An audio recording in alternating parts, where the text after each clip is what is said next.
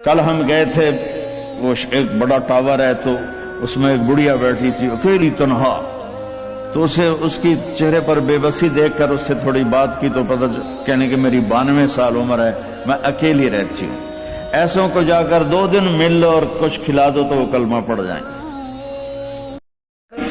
ایک آدمی نے کروڑوں بنائے حرام راستے سے، وہ اس کا اچانک انتقال ہو گیا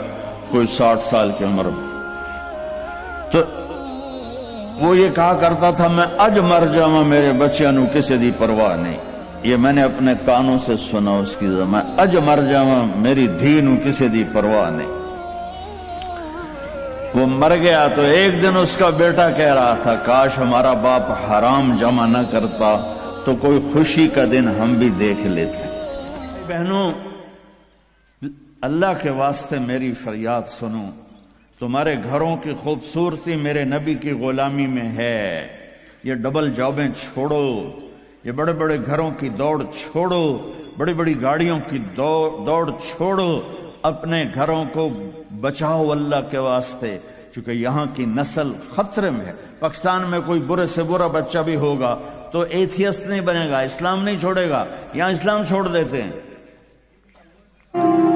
وہ عورت رونے لگی، وہ لڑکی رونے لگی، کفل عزت دار، مجھے غربت نے طوائف بنا دیا ہے، تو کفل رو پڑا اور کہنے لگا میری بہن جس عزت سے آئی تھی چلی جا، جو پیسے دیے ہیں جا اپنی غربت مٹا، ہدیہ 60 دینار 1 لاکھ رینڈ بنتا ہے، جا اپنی غربت مٹا، اور میرے لیے دعا کر، میں بہت گندا انسان ہوں، میں تیری آنسوؤں کو دیکھ کر میں بھی توبہ کرتا ہوں۔ وہ لڑکی گھر پہنچی، پیچھے کفل مر گیا، اس کو نہیں پتا موت آئی کھڑی ہے سر پہ، وہ مر گیا۔ اللہ آخرت سے پردہ نہیں اٹھایا اللہ نے، وَمِن وَرَائِهِمْ بَرْزَخٌ إِلَى يَوْمِ يُبْعَثُونَ، پردہ ہے، مر گیا، کیسے مرا، کس حال میں مرا کچھ پتہ نہیں ہے۔